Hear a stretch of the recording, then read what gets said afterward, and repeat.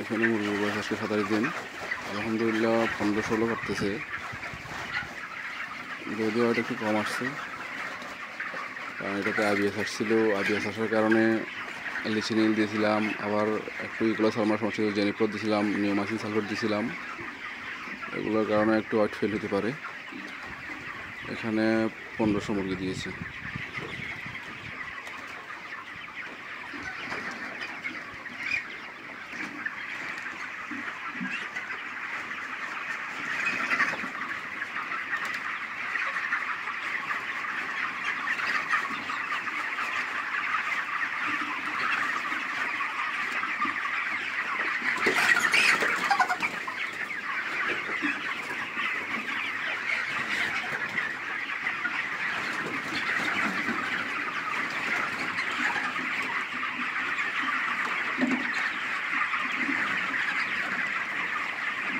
আমার প্রত্যেকটা shade auto সিস্টেমে করা, অটো প্রতি 1000 মুরগির জন্য 24টা করি অটো পাত্র দিই, আর খাদ্যের পাত্র দিই 35টা করি।